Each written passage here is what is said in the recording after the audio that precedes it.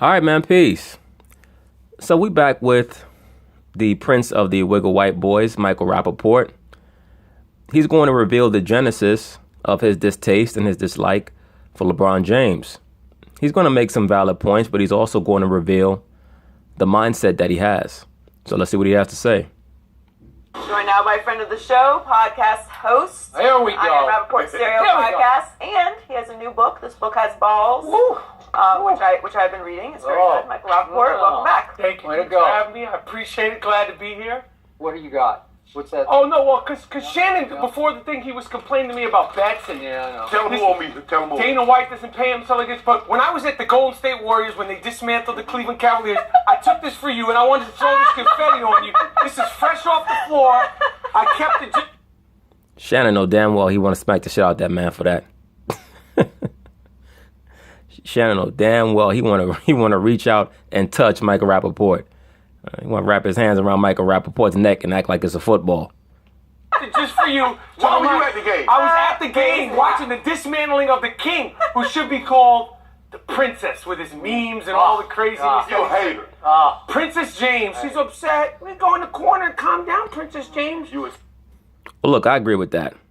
And Michael Rappaport does make some relatively valid points about LeBron James. LeBron James is extremely silly. He's extremely immature. And that's the reason why, as I told you guys months ago, that's why Kyrie Irving left. Anybody could see it.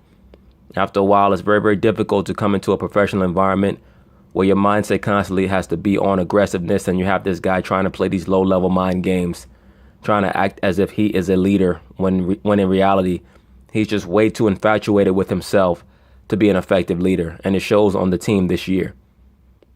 Right? Kyrie Irving's departure has really shown how much the team really leaned towards Kyrie for mental stability.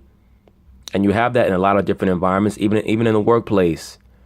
Oftentimes there'll be a person there who does not necessarily appear to be the leader from the perspective of outsiders, but that person brings a certain energy into the workplace environment that inspires other people, that galvanizes them, even if they won't say it out loud until the person is gone. You and Skip first cousin. Both of y'all haters. Here we go. It's So, over. Mr. Rappaport, I read your book cover to cover, and I liked your book a lot. Thank you. Bet you did. It is funny, which is no surprise, and it gets a little too F-bomby for my taste. It's a little profane. It's out there, but it's. Well, that's part of Rappaport's brand that he's building right now as an actor / comedian, especially at his age. He understands that he was never a heartthrob to begin with, but most of the roles that he'll get in Hollywood are going to be for comic relief. So he might as well continue to build that brand right now. It's so you, because basically, for those who don't know, you started as a stand-up comic. Yep. And to me, it reads like stand-up rants on your favorite heroes and villains in the world of sports. And you got Larry Bird and Bill Belichick and Muhammad Ali and LeVar Ball. Of course, he belongs in that sentence. LeVar right? can't ball. He got his own chapter. You made it. You made it into my book. Mike LeVar Tyson, can't ball. No, sir. He didn't make it into your book. You made it into his life because LeVar Ball's bigger than you right now. Okay? That's why you put his name in your book, because LeVar Ball's name rings bells. That's basically how that goes. When the list of notables in your book has Larry Bird, Muhammad Ali, LeBron James, Michael Jordan, and LeVar Ball, he's doing you a favor. You're not doing him a favor. He does not need any publicity from you. He's a self-made man, whether you like it or not. He did. Mike Tyson, Ronda Rousey, and it just goes on and on and on. But the chapter that shocked me was on one LeBron James, because you do have a personal axe to grind with one LeBron. Yes, the personal axe that he has to grind is the same axe that you have to grind with him, Skip. And that is that you guys were not born with his body. The both of you wish that you could do a real-life version of Get Out, and you could have your brains put inside of LeBron James's body. That's really what the both of you wish, and that's really the source and the genesis, the origins of much of the vitriol that streams from Skip Bayless and Michael Rappaport's mouths toward LeBron James. Now, in the process of hiding or masking that true inspiration for their resentment towards him, they make many valid points about LeBron James. which anybody who's perceptive can see that the brother is extremely immature, that he can be very silly, and he tries to be, some form of a manipulator, but he fails at every turn. But I will say that the brother is intelligent, even though he is immature. All right. Or at least I should say he has a brain trust that helps him make the right moves. Your commentary on LeBron in this book is scathing in the chapter on why LeBron, 23 reasons why LeBron will never be like Mike. That's correct. So. And I guarantee you when Michael Rappaport was, a 20-year-old hook-nosed Caucasian Jew listening to Wu-Tang back in 92 and 93, he didn't like Michael Jordan. But Michael Jordan now for people who have a personal dislike for LeBron James. Michael Jordan is he's kind of like what Joe Louis was to those who didn't like Muhammad Ali. You understand? He's somebody that you can use to compare him against to try to cast a bad light on a LeBron James. Now, the issue that I always bring out in regards to LeBron James are always based in fact. I have no personal dislike for him or any other so-called black man, particularly when it comes to sports. They're just doing their job. And they're shining as usual. The so-called black superstar in sports, they normally shine. But when you start to have conversations about all-time greats, then we have to go through every nook and cranny to establish who is who. It is what it is. I still don't understand why people take it as an offense when you say that a Kobe Bryant is a top 15 all-time great player. When you say somebody's top 15 to ever walk the earth in anything, that is a tremendous compliment. Period. To me, a LeBron James is definitely a top 10 player all time because of what he can do. He can go to any team and make them a 50-win team. Now we're going to see if he can do that with this year's Cleveland team. And in the process of doing that, he's able to be extremely proficient. When it comes to Michael Jordan, why is Michael Jordan number one on my list? I mean, even though if people were to say Bill Russell or Kareem Abdul-Jabbar, I wouldn't put up too much of a contest to that. But for me, I mean, it's not just the player efficiency rating, which is the highest ever, or the scoring. That's not even what makes Jordan the greatest to me. What makes him the greatest to me is that he is the first and still to this day pretty much the only wing player with no dominant inside help who was able to win multiple championships. Okay? He's the only in a big man era. Let me also specify that. Okay? When you look at the players that have been able to win multiple championships in a big man era without big man help, you're talking about Isaiah Thomas and you're talking about Michael Jordan. Okay? And that's it. And even Isaiah Thomas had a great front line. When you talk about Mark Aguirre and before him Adrian Dantley, Bill Laimbeer. A lot of people look at Bill Laimbeer as a guy who was just was a dirty player. This guy was like a 3 or 4-time All-Star. Before Patrick Ewing was drafted to the Knicks and took his All-Star spot for the next, however many years, Bill Laimbeer made multiple All-Star teams. And of course, they had Dennis Rodman on the front line as well, who went on to become a Hall of Famer and who was a 2-time Defensive Player of the Year with the Pistons. So, Isaiah had help on the front line. He had great players, but he didn't have a dominant inside guy, which you normally needed in that era to win championships. And Jordan, of course, is the only player in history to have won that consistently without dominant inside help in a big man era. So that to me, it's not even really that close. But for people who want to say Kareem because of what Kareem has accomplished throughout his career, being dominant in high school, dominant in college, and coming into the NBA being dominant early on. But Kareem Kareem had trouble doing anything without Oscar or without Magic. But he did. He did get to the finals in '74. I believe that was Oscar Robertson's last year with them. But if you want to put Kareem number one or Bill Russell number one, I don't really have a big complaint about that. But I just don't see how it's an insult to say that any of these guys are top 15 to ever do something that's just is not an insult to me, or for me, or in my mind, or from my perspective. But in contrast to these two have a personal axe to grind against LeBron, and that is that they were not born in his body. I'm going to let you tell this story, but basically, you did meet LeBron James, or I should say he introduced himself to you when he was a rookie in the NBA, and you were starting to leave Jay-Z's 40-40 club. That's in correct. Manhattan, right? Yes, Yeah, he was leaving Jay-Z's 40-40 club, once again wishing that he could leave the club as a black man. And he comes up to you and basically says, Mr. Rappaport, sir, I'm a big fan of yours, right? Absolutely. Nice. You know, like I know you, you know me. Nice Yeah. to meet you, sir. I'm a Yeah. fan of yours. A nice kid. Saw him in a couple of All-Star games. Nice to meet you. Nice Right. to meet you. Now, this is before I started coming on these shows, the old show, this show. Okay. Before that. Then for some reason, at the 2011 NBA Celebrity All-Star Game, which And by the way, you've been an MVP of that I'm game. a former MVP. Yeah. I don't know if he was thrown out of pocket by that, but I was don't know. there with my kids, and he gave And my your kids at that point were They don't 10, care. 10 and 8. 10 and 8. They don't care about selfies. They ain't asking And for they your have been sneakers. backstage with Kanye. They ain't been- impressed they, with they- anybody. They know You give them a pound and a smile, you keep it moving. Right. Gave my kids the Heisman, turned his back on. But it wasn't just to my kids, it was to me. So you went up just to get a quick pick? Not even a pick, a what's up? Okay, a just a smile, what's up, a and, wink. and he just Heisman. He gave us to this, and it was Okay. blatant, it was personal, whatever. But Okay, so in other words, the real reason why you're upset at LeBron James is because he gave you his back.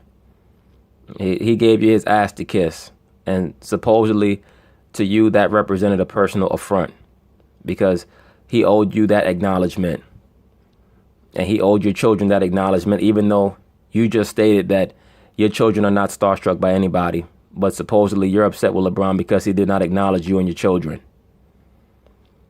So once again, as you can see with the, and like I said before, there are different types of liberal Caucasians, right? You have the Max Kellerman type. He's also the wicked white boy type, by the way, Max Kellerman. Like I saw somebody make a comment stating that Max Kellerman used to be a rapper. Oh yeah, I've been knew that. I mean, in New York, you know about that. I mean, Max Kellerman had a video out way back in the day, trying to act like he was hard. But if you remember when, back in like the early 2000s, Max Kellerman used to have a boxing show on ESPN, and he still had a lot of that wiggle white boy energy on him. With how he had his hair and his beard shaped up and all that other shit. But now he's in his early 40s, so now he's kind of letting that subside. Rappaport is kind of in that same vein, and they feel like they can out nigger you. And when you don't give them that acknowledgement and that acceptance, that's when you will be the recipient of how they truly feel about you, i.e. Max Kellerman with Kyrie Irving and Michael Rappaport with LeBron James. But this was after he had already been to the Miami Heat and all that stuff. So I had already had problems. When he disrespected me in front of my kids, I was like, hell to the no.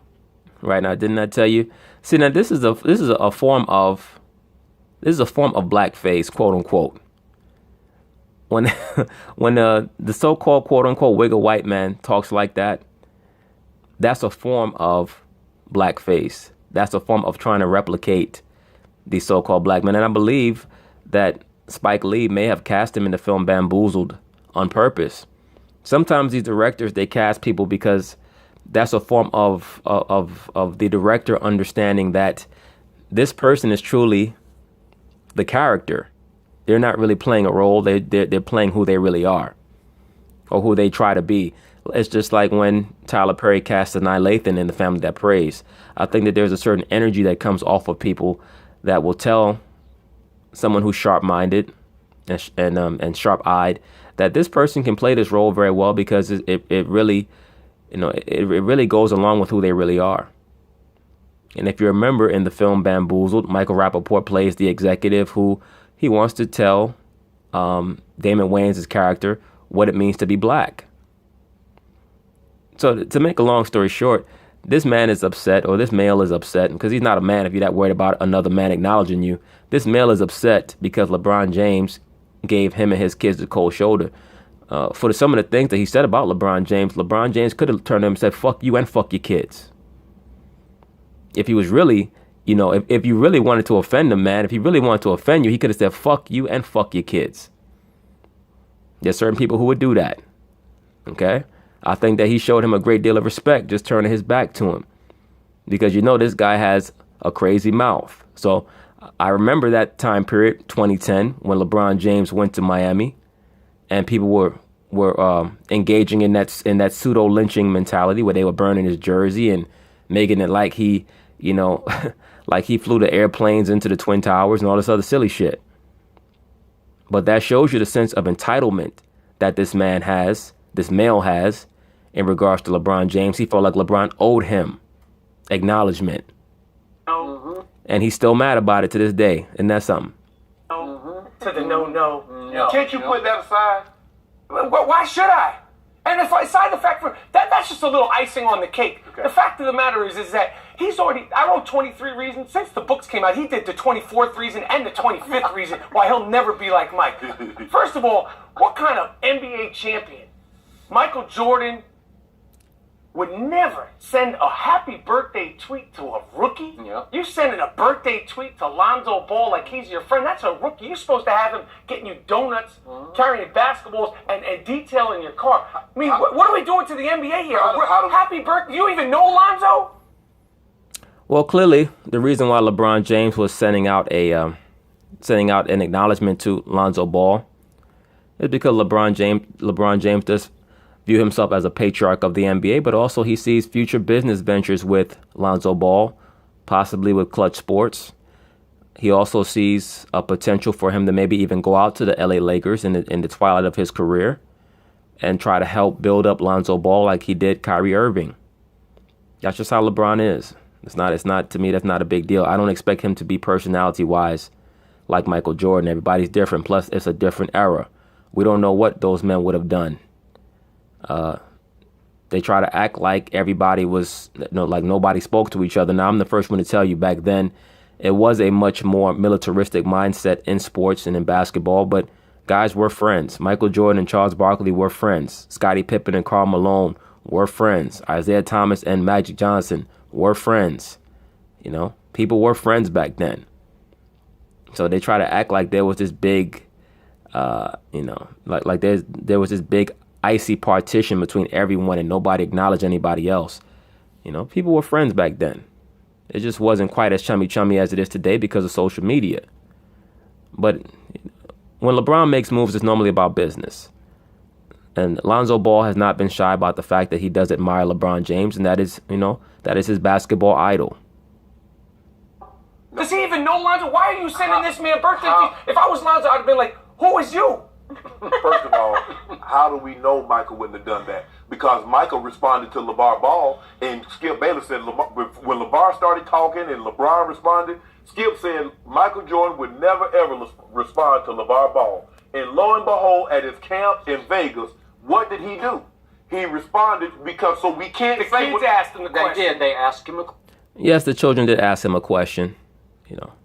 Michael probably should have just said, look, the man is doing his thing, but Michael's petty like that.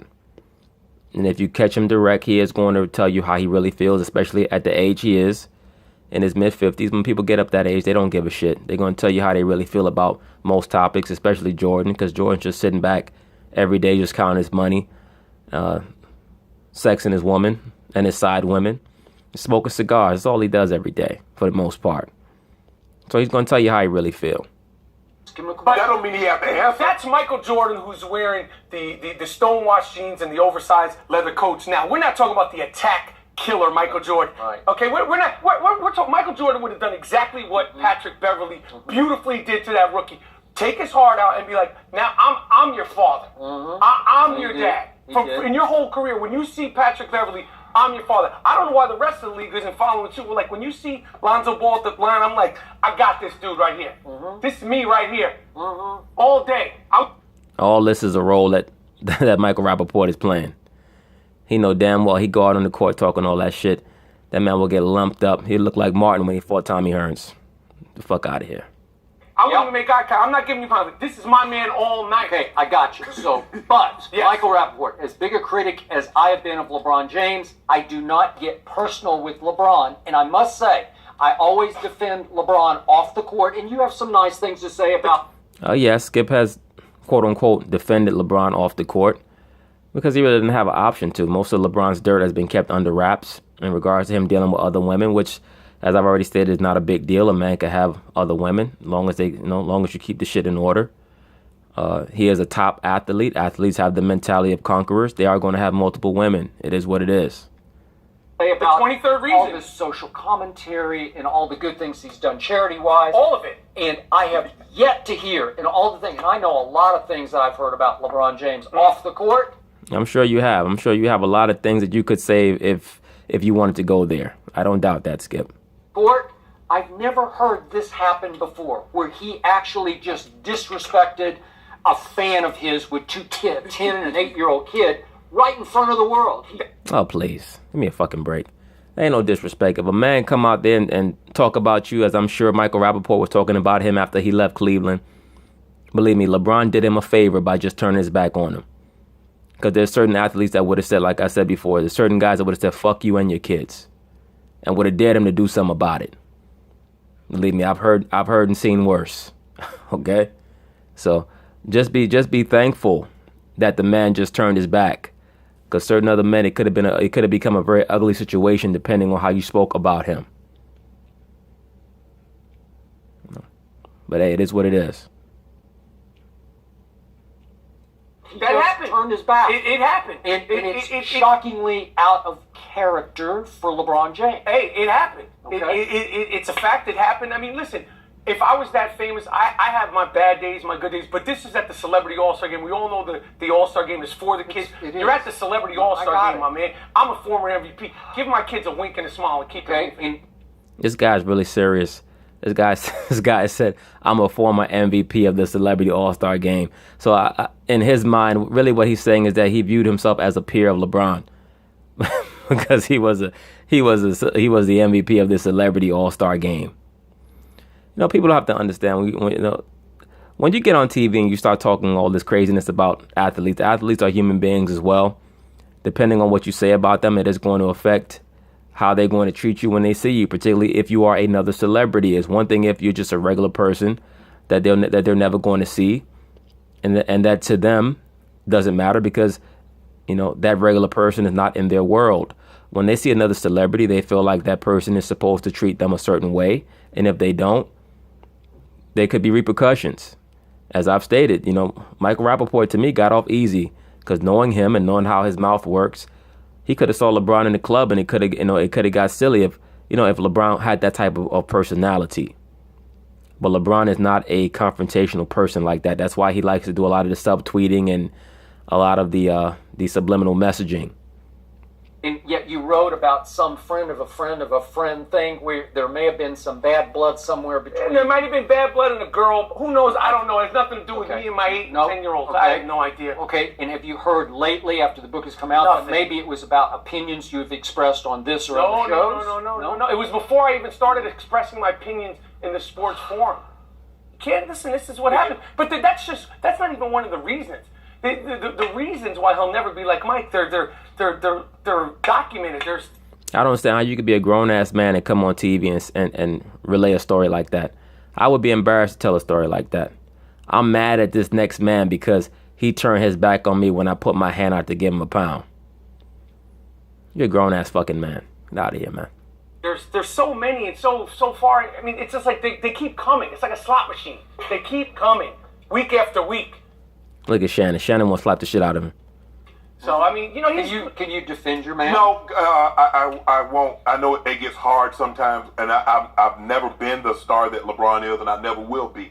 But it does get hard. You're a big deal. You're in the Hall of Fame. And you get approached. Yeah, and but sometimes you're not in the mood. No, you're right. It wasn't my kids, though. It was me in front of my kids. And that's the thing. And the thing is that if I know you, I'll always acknowledge. I will attest to and that. Sometimes kids come up to me and I don't know the kids. They say, but you know my father. And I'm like, well, who's your dad? And I said, well, hey, nice to meet you. Funny story, Skip. In 2001, Steve Bisciotti's brother was in Atlanta. I didn't know I never met him. and his kids come up and started talking to me. The owner of the but at the time he was a minority owner. Okay. But I had no idea who he was. But these kids come up and was like, we like the Ravens, blah blah blah. We started talking, and I was just carrying the conversation. And the dad, Steve's brother, comes up to me and he starts talking to me, and he's like, "I'm Steve Bishotti's brother."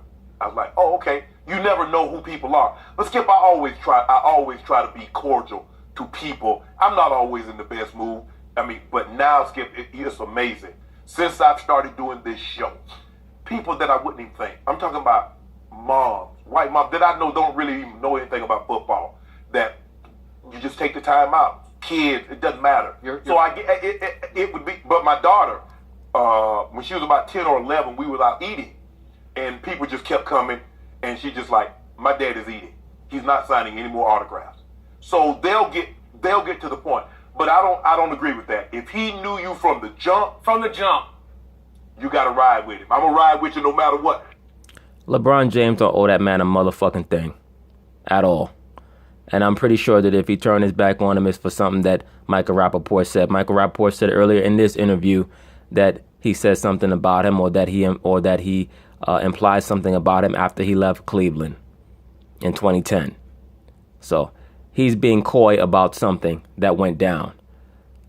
Believe me, I'm pretty sure that if LeBron treated him like that, it's because of something that Michael Rappaport did. And beyond that, he don't owe Michael Rappaport shit.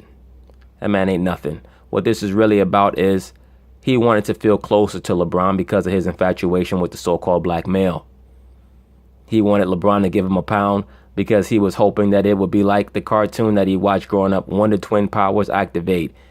He wanted to siphon off some of that super black man energy that LeBron James was emanating. That's why he keeps talking about how he was a celebrity All-Star Game MVP, as if anybody gives two shits about that. The fuck out of here, man. Just be happy. Do your two kids acknowledge you? That's all you need to worry about, because you just said that your kids are not starstruck by anybody. So that then they didn't miss anything. Then, do you love your kids and do your kids love you? Obviously, you had LeBron James up as an idol that it still hurt you 6 years, 7 years later. Be a man, hopefully your testicles drop. Get over it. Move on with your life. What? Now, if I got a bone to pick with you, I'm going to pull you to a side. I'm going to, in front of your kid, I'm going to say, bro, you and I need to holler at you. Oh, I would be beautiful. We could talk all day. Yeah. It's also the setting. It's the All-Star game. Celebrity All-Star game. Where everybody Treat the MVP with the respect he deserves, Troy. Treat the former MVP with the respect. And by the way, if I may say this before Michael Rappaport, you know a lot of people. You've crossed a lot of paths. Oh yeah, right? Yeah. I've crossed a lot of paths. Yeah, It's hard to impress me. I mean, that night that you met, or LeBron met you, introduced himself to you, you had just had a debate back in the back room of the 40-40 Club with one Jay-Z about the greatness of one Pearl Washington. That's right. I read your book. That's right. I know these stories. So again, you went from Jay-Z to young LeBron. How are you, sir? To this. So it's just.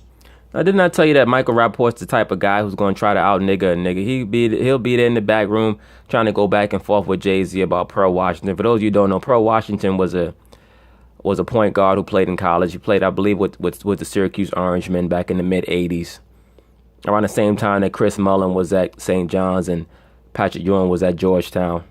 And he also was the originator of the crossover that Tim Hardaway stole, that Tim Hardaway called the UTEP two-step. But if he really got it from Pearl Washington. All right, now Pearl Washington went to the NBA for a hot second. I think he was with the Nets. He never did shit in the league. But like I told you, Michael Rappaport is that guy. He's that wiggle white boy who's going to try to out-nigga you. He's going to try to out-debate you in basketball and rap. He's that guy, man. It's just hard for me to reconcile. Hey, that's what it is. But I mean, the chapter isn't just that. It's all the shenanigans. It's the unfollowing the Cleveland Cavaliers. When you played for the Cleveland Cavaliers. Gwyneth Paltrow invented that. It's called uncoupling. You can't unfollow your team that you're playing for. You're sending out memes. You've never been in the dunk contest. And LeBron... Look, to me, a dunk contest is something that people enter in their first couple of years. If you haven't entered in your first couple of years, don't bother. If it's not that important to you, who cares? Will LeBron have won if he'd have went to the dunk contest, especially as a rookie or second-year player? Most definitely. Because that's kind of part of the ritual of the guy that they feel like is going to transcend the league. No, they want you to win that dunk contest. But for whatever reason, he decided not to do it. It is what it is. You move on. Maybe the pressure was too much. We know he does not deal with pressure well. LeBron James, as great as he is as a player, and I will not debate or argue how great he is. He's one of the best ever. One of the best players ever with the worst sneakers consistently. I think he should name his sneaker Irony by LeBron James. From the greatest player of all time. Them sneakers are horrible. South Beach. What? South Beach is the stars. Those sneakers with the 4 straps. This isn't a mental institution. What's with the straps? The 15's a boss now. Tell me the 15's ain't bad. I stopped looking at those things. I wore them once. I caught an ankle injury from wearing those. Just You're a hater. Black and mild. Yo. So, last thought. The current cartoon meme posted by LeBron after Kyrie's victory at Atlanta last night meant what? If you want to be like Mike, get your own meme. That's like an old used meme. At least create your own meme. He got a bunch of them. Nah, those memes are trash. There's a recycle meme. Joy knows the gram and social media. If you're gonna really do, Of course she does. She's a female. She's on social media all day. That's why all her relationships eventually collapse, because she's spending too much time on damn social media. But look, man, I've already spoken on the LeBron James issue with the Instagram and the tweets and all this. That's just part of who he is. LeBron does have certain childlike or feminine characteristics. That's just part of what you have to deal with as part of his package. You know, it's like Liberace. Yeah, he plays the piano great, but he's also a faggot. I mean, hey, you got to deal with the whole package, man.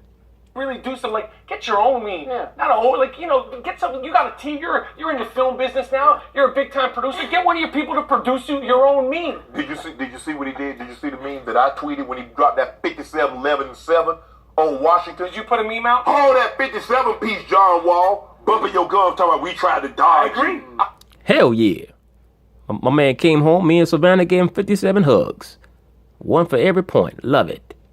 I agree. I agree. Oh, He that did his thing. 57 piece. It ain't gonna work. The biggest problem with the Cavaliers right now is not LeBron. The injuries obviously are a problem. Tristan's down. Isaiah's not there. Maybe Ty Lue isn't that good of a basketball coach.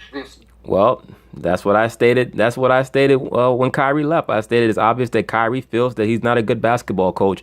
And I also stated that when I was doing my review of the finals games, I stated that Ty Lue is not a good coach and that Steve Kerr was going to outcoach him. Ty Lue has an old ass team and he's trying to run them into the ground, trying to have them run track meets with young teams. Obviously, the style of play for the Cleveland Cavaliers should be to slow the ball down. But you have a guy in LeBron James who still wants to run up and down like he's 22, and they don't want to just run a half-court offense and try to, dirty and muddy the game up. That's the only way that they're going to win. Period. The assistant coach, Tyler. Yeah, the assistant coach. Maybe. Why is he a good coach? He look what he's doing under duress. The Boston Celtics. It looked like it was like sink time. Yeah. They came back. They figured out. They have basketball schemes. Maybe I'm just saying. Maybe Ty Lue is not that good of a basketball coach. Well, that's obvious. Nothing against the brother, but some people in the NFL, some guys are just coordinators. In the NBA, some guys are just assistant coaches. But anyway, that's the issue on Rappaport. Peace.